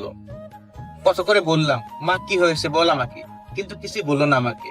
কত করে বললাম, তুই বিদেশে চলে গেলে আমি কিভাবে থাকবো বাসায় একা একা। তোর মা যাওয়ার পর আমি কোনো বিয়ে করিনি, কারণ তোর সৎ মা তোর সঙ্গে খারাপ ব্যবহার করবে এর কারণে। কিন্তু বাবা কিছু বললো না, সোজা বললো বিদেশে পড়াশোনা করার জন্য দেশে থাকবে না।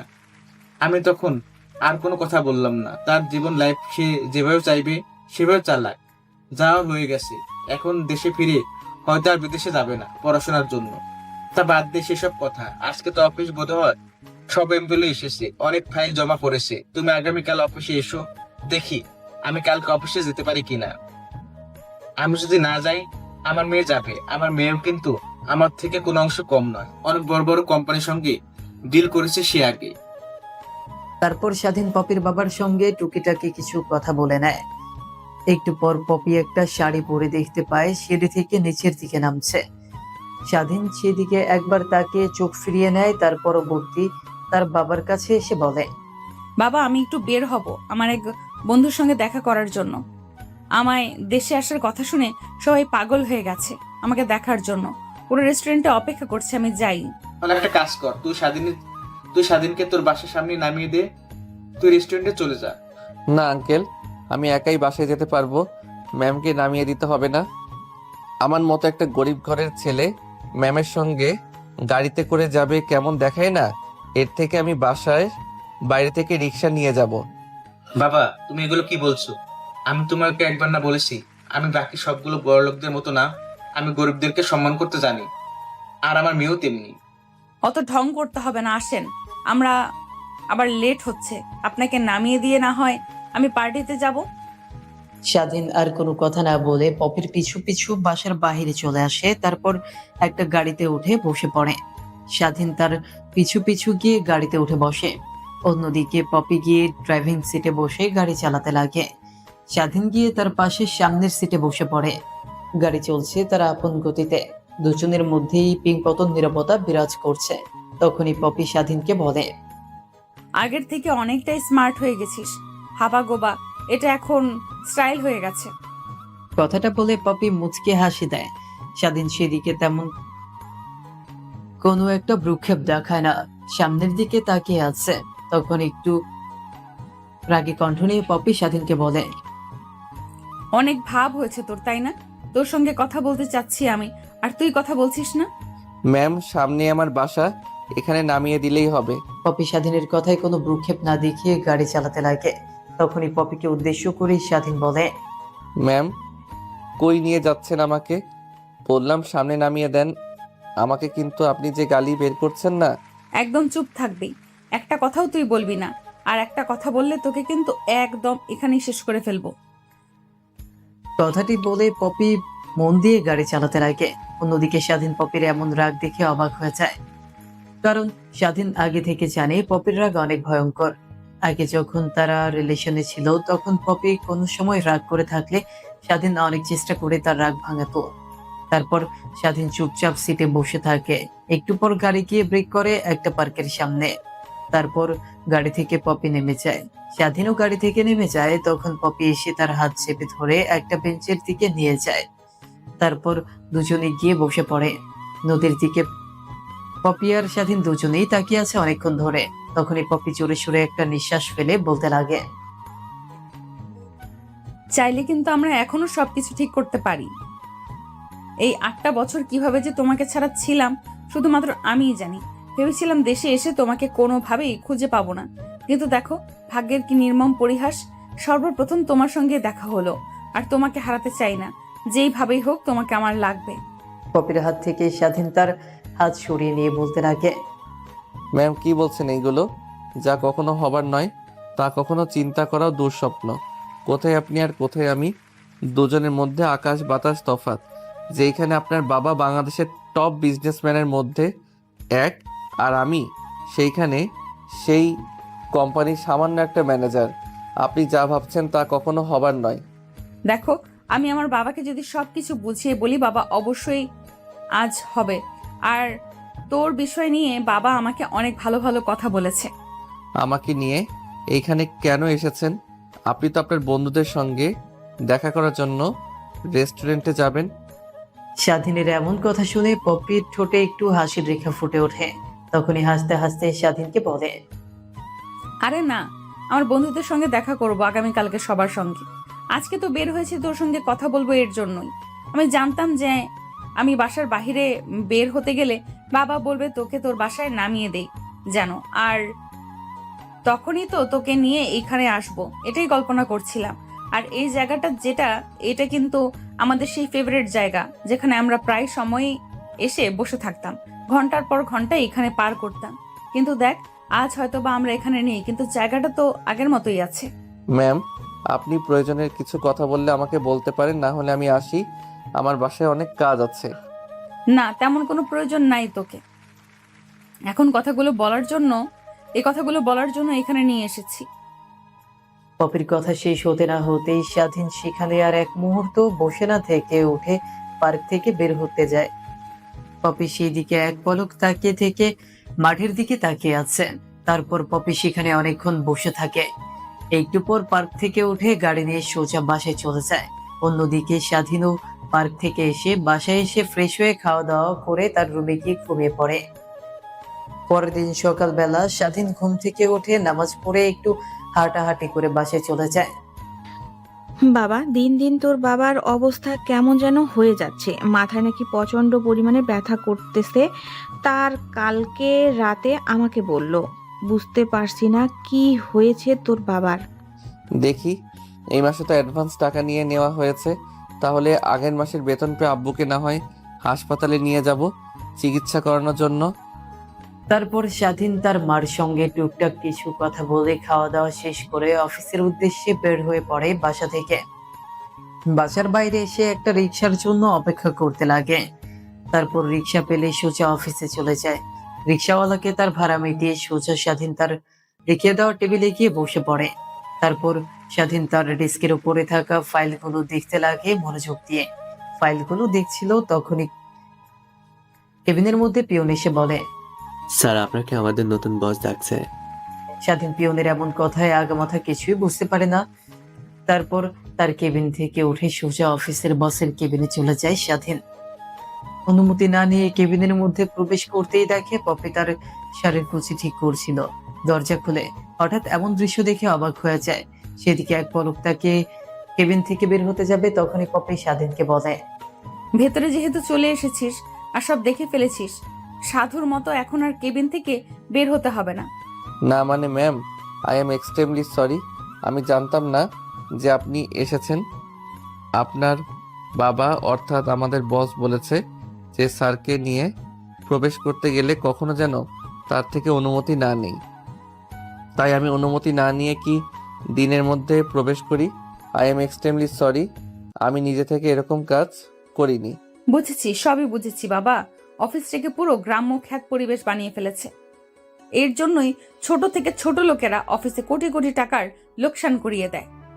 কথাটা বলেই পপি পিয়নকে ডাকার উদ্দেশ্যে কলিং বেল বাজায়। তখনই পিয়ন টেবিলের মধ্যে প্রবেশ করে। তারপর পপি পিয়নকে উদ্দেশ্য করে বলে, যান, সবাইকে গিয়ে একত্র করেন কনফারেন্স রুমে। আপনাদের কোম্পানির নতুন বস, অর্থাৎ আজ থেকে আমি এই কোম্পানির দেখাশোনা করব। পপির কথা শেষ হতেই পিয়ন কেবিন থেকে বের হয়ে সবাইকে কনফারেন্স রুমে একত্র হওয়ার জন্য বলে। একটু পর অফিসে কর্মরত সবাই কনফারেন্স রুমে এসে অপেক্ষা করতে লাগে। তখনই পপি তাদের মধ্যে গিয়ে দাঁড়িয়ে মাইক্রোফোন হাতে নিয়ে বলতে লাগে, আপনারা হয়তো আমার বাবা সম্পর্কে ভালো মন্দ সবই জানেন। তিনি অনেক অসুস্থ, আর আমাদের কোম্পানির সঙ্গে আমাদের পুরাতন ম্যানেজার অনেক গাদ্দারি করেছে। আমার বাবা তা বিশ্বাস করতে না পেরে হার্ট অ্যাটাক করেছিল, তাই আর সেই অফিসে আসবে না। আজ থেকে আমি অফিস দেখাশোনা করব। আমি চাই আমার বাবার কাছে কাঁধ মিলিয়ে আপনারা যেমন কাজ করেছেন, ঠিক আমার সঙ্গেও আপনারা কাঁধে কাঁধ মিলিয়ে কাজ করবেন। পপির কথা শেষ হতে না হতেই অফিসের সকল কর্মরত কর্মচারীরা হাত তালি দিতে লাগে। স্বাধীনও অনেক ইমপ্রেস হয় পপির এমন কথা শুনে। তারপর পপি তাদেরকে উদ্দেশ্য করে আরো অনেক কথা বলে তার কেবিনে চলে যায়। অন্যদিকে স্বাধীন তার কেবিনে গিয়ে মনোযোগ দিয়ে ফাইলগুলো দেখতে লাগে। ফাইলগুলো দেখা কমপ্লিট হলে দুই একটা ফাইলে পপির সই লাগবে, তাই পিয়নকে ডাকতে লাগে। পিয়ন স্বাধীনের কাছে আসতেই পিয়নের দিকে ফাইলগুলো এগিয়ে দিয়ে স্বাধীন বলে, আঙ্কেল, এই ফাইলগুলো নিয়ে গিয়ে ম্যামকে দিন। এই ফাইলগুলোতে তার সিগনেচার লাগবে, না হলে ডিলগুলো ক্যান্সেল হয়ে যাবে। আর ভালোভাবে ফাইলগুলো পর্যবেক্ষণ করে নিতে বলেন। তারপর পিয়ন স্বাধীনের হাত থেকে ফাইলগুলো নিয়ে সোজা পপির কাছে নিয়ে চলে যায়। গিয়ে পপিকে ফাইলগুলো দিতেই পপি পিয়নকে বলে, এই ফাইলগুলো কিসের, আর কে পাঠালো আপনাকে দিয়ে? ম্যাম স্বাধীন স্যার পাঠাইছে, বলল যে এই ফাইলগুলোতে আপনার কি সাইন লাগবে অনেক জলদি, তাহলে রিংগুলো ক্যান্সেল হয়ে যাবে। আর এই ফাইলগুলো আজকের মধ্যে জমা দিতে হবে। তাহলে যার ফাইল তাকে আমার কাছে আসতে বলেন। আমাকে বুঝিয়ে না বললে আমি ফাইলে সাইন করব কেন? পরে দেখা যাবে বাবার মতো আমাদের চুলকানি মাখিয়ে তাদের নিজের মতো একটা কোম্পানি খুলে নেবে। আমাদের কোম্পানি থেকে অল্প মূল্য কিনে অন্য কোম্পানিতে ওই পণ্য ডাবল মূল্যে বিক্রয় করবে। আর শোনেন, আপনাকে আজ থেকে একটা কথা বলি, ম্যানেজার যদি আপনাকে ফাইল নিয়ে আমাদের কেবিনে আসতে বলে, তখন বলবেন যে আমি বলেছি যার ফাইল সে নিয়ে আমার কাছে যেন নিয়ে আসে। আর যান, এখন ম্যানেজারকে আমার কেবিনে পাঠিয়ে দিন। পিয়ন পপির কথা শুনে কেবিন থেকে বের হয়ে স্বাধীনের টেবিলে গিয়ে স্বাধীনকে সব কথা খুলে বলে। তারপর স্বাধীন আরো একটা ফাইল দেখে তার কেবিন থেকে উঠে পপির কেবিনের সামনে চলে আসে। দরজায় কড়া নাড়তেই দরজার ওই পাশ থেকে বলে, হ্যাঁ, ভেতরে আসুন। তারপর স্বাধীন দরজা খুলে কেবিনের মধ্যে গিয়ে চেয়ার টেনে বসে পড়ে। আপনার ফাইল আপনি যদি আমাকে সবকিছু বুঝিয়ে না বলেন, তাহলে আমি শুধু শুধু কেন একটা ফাইল সাইন করতে যাব? পপির এমন কথা শুনে কোনো সারা শব্দ না দিয়ে তার হাত থেকে ফাইলটা নিয়ে পপিকে সবকিছু বুঝিয়ে বলতে লাগে। তখনই স্বাধীনকে উদ্দেশ্য করে পপি বাঁকা হাসি দিয়ে বলে, ওই পাশ থেকে কি বোঝাচ্ছেন কিছুই বুঝতে পারছি না। আমার এখানে এসে দাঁড়িয়ে দাঁড়িয়ে আমাকে সবকিছু বুঝিয়ে বলেন। পপির কথা শুনে স্বাধীন চেয়ার থেকে উঠে পপির পাশে গিয়ে দাঁড়িয়ে পপিকে সবকিছু খুঁটিনাটি ফাইলে থাকা সব বিষয়ে বস্তু বোঝাতে লাগে। কিন্তু পপি সেই দিকে কোনো ভ্রুক্ষেপ নাই, স্বাধীনের দিকে অপলক দৃষ্টিতে তাকিয়ে আছে। স্বাধীন ফাইল বোঝানো শেষ হলে পপির দিকে তাকিয়ে দেখে তার দিকে হা হয়ে তাকিয়ে আছে। তখনই স্বাধীন শুকনো একটা কাশি দিতেই পপির ধ্যান ভেঙে যায়। হ্যাঁ, বুঝতে পারছি, তাহলে ফাইলটাতে সাইন করা যায়। কথাটা বলেই পপি যেই না ফাইলটাকে সাইন করতে যাবে, অমনি স্বাধীনের ফোন বেজে ওঠে। স্বাধীন তার প্যান্টের পকেট থেকে ফোনটা বের করে দেখে তার মা ফোন করেছে। পপির কাছ থেকে অনুমতি নিয়ে ফোনটা রিসিভ করতেই ওই পাশ থেকে কান্না মিশ্রিত কণ্ঠে স্বাধীনের মা স্বাধীনকে উদ্দেশ্য করে কান্না করতে করতে বলে, বাবারে, তোর বাবা সেই সকাল থেকে কোনো কথা বলছে না। তুই বাসা থেকে বের হওয়ার পর তোর বাবাকে খাওয়ানোর জন্য তোর বাবার কাছে আসি, কিন্তু এসে দেখি তোর বাবা কোনো কথাই বলছে না। তার কোনো সাড়া শব্দ নেই। হাতে পায়ে তেল মালিশ করলাম, মাথায় পানি দিলাম, কিন্তু তার কোনো সাড়া শব্দ নেই। বুঝতে পারছি না কি করব। তাই তোকে ফোন করলাম। কই আসিস বাবা? জলদি জলদি বাসায় চলে আয়। কথাটা শেষ না হতেই স্বাধীন কেবিন থেকে এক দৌড় দিয়ে বের হয়ে যেতে লাগে। অন্যদিকে পপি পেছন থেকে স্বাধীনকে অনেক কথা বলতে লাগে, কিন্তু স্বাধীন পপির কথায় কোনো ভ্রুক্ষেপ দেখায় না। অফিস থেকে বের হয়ে একটা সিএনজি নিয়ে সোজা বাসায় চলে আসে, তারপর তার বাবাকে সিএনজি করে হাসপাতালে নিয়ে আসে। হাসপাতালে নিয়ে গিয়ে স্বাধীন ডাক্তার বলে চিল্লানি দিতে পাশ থেকে ডাক্তার এসে স্বাধীনের বাবার চারপাশ ঘিরে ধরে, তারপর একটা করে স্বাধীনের বাবাকে আইসিইউ নিয়ে যাওয়া হয়। স্বাধীন আইসিইউ রুমের সামনে পায়চারি করছে, অন্যদিকে তার মা চেয়ারের উপর বসে থেকে কান্না করছে। স্বাধীন তার মাকে কি বলে সান্ত্বনা দিবে কিছুই বুঝতে পারে না।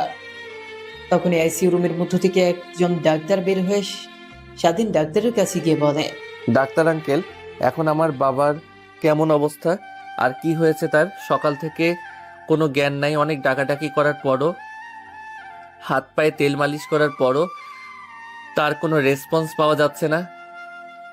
আসলে বাবা, তোমাকে যে কি করে বলবো তা কোনো ভাষাই খুঁজে পাচ্ছি না। তোমার বাবার মাথায় অনেক বড় চোট পেয়েছে, এর জন্য তোমার ব্রেনে রক্ত জমাট বেঁধেছে। এর জন্যই তিনি কোনো কথাবার্তা, ইভেন তার ব্রেনে রক্ত চলাচল না করতে পারায় কোমার দিকে ধীরে ধীরে চলে যাচ্ছে। তাকে যদি আগামী 24 ঘন্টার মধ্যে অপারেশন না করা হয় তাহলে চিরদিনের মতো কোমায় চলে যাবে। তারপর হাজার চেষ্টা করলেও তোমার বাবাকে আর কোমা থেকে ফিরিয়ে আনা যাবে না। স্বাধীন ডাক্তার সাহেবের কথা শুনে হতভম্ব হয়ে যায়। সেখানে অনেকক্ষণ মাটির দিকে তাকিয়ে দাঁড়িয়ে থাকে। তখনই ডাক্তারকে উদ্দেশ্য করে স্বাধীন একটা পর্যায়ে বলে, ডাক্তার, আমার বাবাকে অপারেশন করতে হলে কত টাকা লাগবে? হাসপাতালে যতগুলো ডাক্তার আছে তারা কেউ মাথায় অপারেশন করতে হলে অনেক অভিজ্ঞ ডাক্তার আনতে হয়। ইভেন বাংলাদেশে খুঁজে পাওয়া খুব দুষ্কর। তার জন্য মাথার অপারেশন করতে হলে অনেক টাকা লাগে। শুনেছি বঙ্গবন্ধু মেডিকেলে নাকি ইন্ডিয়া থেকে একটা ডাক্তার এসেছে, চাইলে তাকে বলে আসতে পারে সেইখানে, কিন্তু তার বাজেট অনেক বেশি। তোমার বাবাকে যদি অপারেশন করাতে হয় তাহলে মিনিমাম 20 লক্ষ টাকার মতো লাগবে। স্বাধীন ডাক্তারের মুখ থেকে এতগুলো টাকার অঙ্ক শুনে অনেকটা অবাক হয়। কি করবে কিছুই বুঝে উঠতে পারে না। অন্যদিকে 20 লক্ষ টাকার কথা শুনেই স্বাধীনের মা আরো জোরে কান্না করতে লাগে, কারণ স্বাধীনের দ্বারা কোনোভাবেই এই 24 ঘন্টার মধ্যে স্বাধীন 20 লাখ টাকা জোগাড় করতে পারবে না। স্বাধীনও গিয়ে তার মায়ের পাশে থাকা একটা চেয়ারে বসে পড়ে, মাটির দিকে তাকিয়ে চিন্তা করতে লাগে কি করবে এখন সে। তখনই স্বাধীন তার মাথায় কিছু একটা চিন্তা বিরাজ করে, তারপর তার প্যান্টের পকেট থেকে ফোনটা বের করে পপির বাবাকে ফোন করতে লাগে, কিন্তু ওই পাশ থেকে ফোনটা বারবারই বন্ধ দেখাচ্ছে। কি করবে বুঝতে পারে না। তখন হাসপাতালের বাইরে এসে একটা রিক্সা নিয়ে সোজা অফিস চলে যায়। অফিসের সামনে গিয়ে রিক্সাওয়ালাকে তার ভাড়া মিটিয়ে সোজা পপির কেবিনে চলে যায় স্বাধীন। স্বাধীনকে পপি তার কেবিনে দেখে আর তার চোখে অশ্রু দেখে পপি অনেকটা অবাক হয়। তখন স্বাধীনকে উদ্দেশ্য করে পপি উদ্বেগ কণ্ঠ নিয়ে বলে, কি হয়েছে তোমার? তোমার চোখে পানি? আর তোমাকে তখন পেছন থেকে কত করে বললাম, কিন্তু তুমি ফোন পাওয়ার পর থেকে দৌড়ে অফিস থেকে বের হয়ে গেলে। স্বাধীন কিছু একটা চিন্তা করে পপিকে উদ্দেশ্য করে বলে, আসলে ম্যাম, আমার বাবা হাসপাতালে ভর্তি, আইসিইউতে। ডাক্তার বলেছে 24 ঘন্টার মধ্যে তাকে চিকিৎসা না দিলে, হঠাৎ অপারেশন না করলে তাকে বাঁচানো যাবে না, চিরকালের মতো কোমায় চলে যাবে। তাই আমার বাবাকে বাঁচাতে হলে যেভাবেই হোক 24 ঘন্টার মধ্যে আমাকে 20 লক্ষ টাকা জোগাড় করতে হবে। কিন্তু কোথা থেকে আমি 20 লক্ষ টাকা পাবো কিছুই বুঝে উঠতে পারছি না। তোমার বাবাকে চিকিৎসা করার জন্য 20 লক্ষ টাকা আমি দেব, বাট 20 লক্ষ টাকা তোমাকে দেব এমনি এমনি নয়, কাজ করে তারপর থেকে আমার কাছ থেকে 20 লক্ষ টাকা নিতে হবে। আমি আপনার যে কোনো কাজে রাজি আছি, প্লিজ আমাকে 20 লক্ষ টাকা দিন না। আমার বাবার অপারেশন শেষ হলে আপনি যা যা বলবেন আমি সেই কাজই করব। প্রয়োজন হলে আমি আপনার বাসার কাজের ছেলে হয়ে থাকব। কাজের ছেলে হয়ে থাকতে হবে না তোমাকে, আমাকে বিয়ে করতে হবে। কি বলছেন এগুলো? আপনি কি বিয়ে করতে হবে মানে? কখনোই না। তাহলে তোমার বাবাকে বাঁচানোর চিন্তা চিরতরে বাদ দিয়ে দাও, কারণ আমি জানি তুমি 24 ঘন্টার মধ্যে কোনোভাবেই 20 লক্ষ টাকা জোগাড় করতে পারবে না। আর তোমার বাবার চিকিৎসা হবে না, তিনি চিরনিদ্রায় কোমায় চলে যাবে। এর থেকে ভালো হবে তুমি আমাকে বিয়ে করে নাও। আমি চাই না আপনি আমার জীবনে জড়ান, কারণ আপনার মতো মেয়েকে বিয়ে করে আমি কখনোই সুখে থাকতে পারবো না। এই কথা ভেবে আজ থেকে 8 বছর আগে আমি তোমার জীবন থেকে সরে আসছিলাম, আর আবার কিনা তুমি তোমার জীবনে নতুন করে আমাকে চাচ্ছ। যেখানে তোমার একদিনের খরচ প্রায় 1 লক্ষ টাকা, সেইখানে আমি মাসে শুধুমাত্র 1 লক্ষ টাকা ইনকাম করি। তাহলে তুমি কিভাবে আমার এমন ঘরে সুখে থাকতে পারবে? আমি কি একবারও বলেছি আমাকে আমার বাবা যেরকম রাখে তোমাকে ঠিক সেই রকমই রাখতে হবে? ভালোবাসা থাকলে চিলেকোঠার ছাদে উঠে শান্তি পাওয়া যায়। যেখানে ভালোবাসা নেই সেখানে লাখ কোটি টাকা থাকলেও শান্তি পাওয়া যায় না। এত কথা শুনতে চাইনি তোমার মুখ থেকে। তুমি কি আমার প্রস্তাবে রাজি আছো কি না সেটা বলো। যদি রাজি থাকো তাহলে এখন আমাকে বিয়ে করতে হবে, তারপর আমি গিয়ে তোমার বাবার 20 লক্ষ টাকা দিয়ে দেব। স্বাধীন পপির এমন কথাই আর মানা করতে পারে না। তারপর পপি স্বাধীনকে নিয়ে অফিস থেকে বের হয়ে গাড়ি করে একটা কাছে অফিসে নিয়ে যায়। তারপর সেখানে তারা দুইজন বিয়ে করে নেয়। তারপর ব্যাংকে গিয়ে 20 লাখ টাকা তুলে সোজা হাসপাতালে চলে যায়। তারপর কাউন্টারে টাকাগুলো জমা দিয়ে দেয়। তারপর স্বাধীন তার মার কাছে নিয়ে গিয়ে পপিকে পরিচয় করিয়ে দেয়। একটু পর ডাক্তার এসে তাদের সকলকে উদ্দেশ্য করে বলে, আরেকটু ওয়েট করলে তোমার বাবার অপারেশন করা যেত না, কারণ ওই ডাক্তারটা প্রায় কলকাতার উদ্দেশ্যে রওনা হতে যাচ্ছিল। কিন্তু আমরা ফোন করায় সে এখানে আসছে। 1 ঘন্টা পরে তোমার বাবার অপারেশন শুরু হবে। তারপর 1 ঘন্টা পর ডাক্তার আসলে স্বাধীনের বাবার অপারেশন শুরু হয়। ভালোই স্বাধীনের বাবার অপারেশন শেষ হয়। স্বাধীনের মা তাকে অনেক করে জিজ্ঞেস করলো এতগুলো টাকা সে কোথা থেকে পেয়েছে। বারবার স্বাধীন একটা কথাই বললো, অফিস থেকে লোন নিয়েছে। ধীরে ধীরে তার মূল বেতন থেকে টাকাগুলো বাদ দিয়ে দেওয়া হবে। সেভাবেই বেরিয়ে যায় অনেকটা দিন। একদিন স্বাধীন পপিকে একটা ফাইল দেখাতে নিয়ে আসে। অনুমতি নিয়ে কেবিনে প্রবেশ করতে পপির সামনে চেয়ার টেনে বসে পড়ে। পপিকে ফাইল বুঝিয়ে দিতে লাগে, কিন্তু পপি সেদিকে কোনো মনোযোগী নেই। তারপর তার চেয়ার থেকে উঠে কেবিনের দরজার সামনে গিয়ে দরজা আটকে দেয়।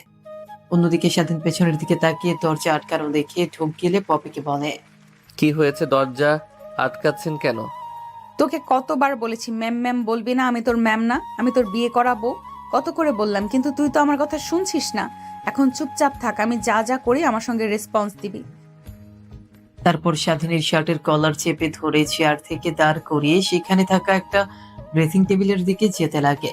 ড্রেসিং টেবিলের সামনে গিয়ে একটা সুইচে চাপ দিতেই ড্রেসিং টেবিলটা সরে গিয়ে একটা দরজা চলে আসে। স্বাধীন তো দেখে অবাক হয়ে তাকিয়ে আছে। তারপর দরজাটা ঠেলে রুমের মধ্যে প্রবেশ করতেই দেখে একটা সুন্দর বেডরুম। একটা রুমে যাবতীয় যা যা দরকার তা তা আছে। সেই রুমের মধ্যে ওয়াশরুম থেকে শুরু করে সবকিছুই। তারপর পপি স্বাধীনকে নিয়ে সেই রুমের মধ্যে ঢুকে পড়ে, বাইরে থেকে দরজা লাগিয়ে দেয়। তারপর খাটের সামনে গিয়ে ধাক্কা দিয়ে খাটের উপর শুইয়ে দেয়। তারপর পপি স্বাধীনের গায়ের উপর উঠে ঠোঁটে ঠোঁট লাগিয়ে চুষতে লাগে। সেইভাবে প্রায় 10 মিনিট পার হয়ে যায়। কিরে, তুই কি ছেলে মানুষ নাকি অন্য কিছু? 10 মিনিট তোর ঠোঁটের উপর অত্যাচার করলাম, কিন্তু তোর কোনো রেসপন্স পাইলাম না। তারপর স্বাধীন পপিকে অনেকবার মানা করতে লাগে, কিন্তু পপি তার কোনো কথা শুনে না। বারবার স্বাধীনকে তার পৌরুষত্ব নিয়ে কথা বলতে লাগে। পপির এমন কথা শুনে স্বাধীনের অনেকটা খারাপ লাগে। তারপর স্বাধীন তার গায়ের উপর থেকে পপিকে টান দিয়ে সরিয়ে খাটের উপর শুইয়ে দিয়ে পপির গায়ের উপর উঠে পুরো শরীরে কিস করতে লাগে। পপি ঠিক এমন একটা মুহূর্তের জন্যই অপেক্ষা করছিল। ধীরে ধীরে তারা দুজন হারিয়ে যায় এক ভালোবাসার অপরূপ সময়ের মধ্যে। এবার বর্তমান। পপি ওয়াশরুম থেকে বের হতেই স্বাধীন দৌড়ে ওয়াশরুমে চলে যায়। স্বাধীনের এমন দৌড়ে যাওয়া দেখে পপি একটা মুচকে হাসি দিয়ে উঠে তারপর ড্রেসিং টেবিলের সামনে গিয়ে চুলগুলো হেয়ার ড্রায়ার দিয়ে শুকাতে লাগে। একটু পর স্বাধীন ওয়াশরুম থেকে বের হয়ে আসে। পপির দিকে এক পলক তাকিয়ে পুনরায় গিয়ে খাটে বসে পড়ে। তখনই পপিকে উদ্দেশ্য করে বলে, এইভাবে অফিসের মধ্যে সংসার করলে তাহলে আর অফিস থাকবে না। এমনিতেই অফিসে যে সময় যাচ্ছে ধীরে ধীরে ডাউন খাচ্ছে, একটা সময় দেখা যাবে তোমার অফিস ধ্বংস হয়ে যাবে। হ্যাঁ, এর জন্যই তো বললাম তুমি তোমার বাবা মাকে বলো, আমি আমার বাবাকে বলি, তারপর দুজন পরিবারের সম্মতিতে না হয় আবার বিয়ে হোক আমাদের। কথাগুলো বলতে বলতে শাড়ি পরে নেয়। তারপর দুইজন সেই গুপ্ত ঘর থেকে বের হয়ে কেবিনের দিকে তাকিয়ে তো তারা দুজন অবাক হয়ে যায়, কারণ কেবিনের মধ্যে আর কেউ নয়, পপির বাবা বসে আছে। পপিকে আর স্বাধীনকে তারপরে না হয় বাকি কথা সেখানেই বলবো, এখানে আর না বলে। কথাটা বলে কেবিন থেকে বের হয়ে যায় পপির বাবা। অন্যদিকে স্বাধীন তো অনেকটা ভীত হয়ে যায়, কেন স্বাধীনের মা বাবাকে তার বাড়িতে ডাকলো সে। তারপর কেবিনের মধ্যে আর এক মুহূর্ত না দাঁড়িয়ে থেকে সোজা স্বাধীন তার কেবিনে চলে যায়। এভাবে অনেকটা সময় পার হয়ে যায়। অফিস ছুটি হলে বাসায় চলে আসে। পরের দিন সকালবেলা স্বাধীন ঘুম থেকে উঠে তার মা বাবাকে পপিদের বাসায় যাওয়ার জন্য বলতেই তারা রাজি হয়ে যায়। তারপর স্বাধীন তার মা বাবাকে নিয়ে সোজা পপির বাসায় চলে যায়। দরজায় গিয়ে কলিং বেল বাজাতেই কাজের মেয়ে এসে দরজা খুলে দেয়। দরজা খুলে বাসার ভেতর প্রবেশ করতেই দেখে পপির বাবা খবরের কাগজ নিয়ে পড়ছে। তখন স্বাধীনকে আর তার সঙ্গে স্বাধীনের বাবা মাকে দেখে পপির বাবা এগিয়ে এসে বলতে লাগে। বাবা স্বাধীন, এই হলো তোমার মা বাবা, তাই না? স্বাধীন মাথা দিয়ে হ্যাঁ বোঝায়। কি আর বলবো বিয়ান, ছেলে মেয়েরা তো অনেক বড় হয়ে গেছে, তলে তলে অনেক কিছু করে ফেলেছে। আমি খোঁজ নিয়ে দেখেছি, তলে তলে তারা দুজনে বিয়ে করে নিয়েছে। আমাদেরকে বলার প্রয়োজন মনে করেনি। এখন আর কি করার, ছেলে মেয়ের আশীর্বাদ দিয়ে দেন, তারা যেন সুখে শান্তিতে থাকতে পারে। স্বাধীনের বাবা মা পপির বাবার এমন কথাই কিছুই বুঝে উঠতে পারে না। তারপর পপির বাবা স্বাধীনের মা বাবাকে সবকিছু বুঝিয়ে বলতে লাগে। পপির বাবার মুখ থেকে এমন কথা শুনে স্বাধীনের মা আর বাবা স্বাধীনের দিকে রাগী দৃষ্টিতে তাকিয়ে আছে। অন্যদিকে স্বাধীন মাটির দিকে তাকিয়ে আছে। বিয়ান, এখন আর কি করবেন বলেন? ছেলে মেয়ে ভুল করেছে, তাদের তো আর কিছু বলা যাবে না। এখন দোয়া করেন তারা যেন সুখে শান্তিতে থাকতে পারে। আমিও তাই বলি, আর রাগ করে থাকবো না ওদের উপর। তাহলে আমার বৌমাকে আমাকে বুঝিয়ে দিন, আমি বাসায় নিয়ে যাই। আসলে আপনাদের দুজনকে কি করে বলি যে বলে ওঠা হয়ে ওঠেনি। আমার একটা মেয়ে, আমার এটাতে সম্পত্তি দেখাশোনা করবে। এর থেকে আমি বলবো কি আপনারা দুজনই আপনার ছেলে মেয়ের সঙ্গে আমাদের বাড়িতে থাকেন না। পপির বাবা প্রস্তাবে স্বাধীনের মা বাবা রাজি হয়ে যায়। তারপর হাসি ঠাট্টার মধ্য দিয়ে কোথা দিয়ে যে দিন পেরিয়ে রাত হয়ে যায় সেদিকে কারো কোনো খেয়াল নেই। রাত হতেই পপি অনেক সাজগোজ করে তার রুমে অপেক্ষা করতে লাগে। অন্যদিকে স্বাধীন কিছুক্ষণ দাঁড়িয়ে থেকে সোজা পপির রুমে চলে আসে। দরজা খুলে পপির রুমে প্রবেশ করতে পপি এসে স্বাধীনকে পায়ে সালাম করতে লাগে। বেঁচে থাকো মা, বড় হয়ে একটা ফুটবল টিমের মালিক হও, এই দোয়া করি। কি করতা? আমি তোর মা হই, তাই না? দাঁড়া দাঁড়া বলছি, দাঁড়া। কথা বলতে বলতেই স্বাধীনের পিছু পিছু ধাওয়া করছিল পপি। হঠাৎ পা স্লিপ কেটে খাটে শুয়ে পড়ে। তারপর স্বাধীন গিয়ে খাটে শুয়ে পড়ে। মুহূর্তের মধ্যে দুজনে হারিয়ে যায় ভালোবাসার এক অন্তিম মুহূর্তে।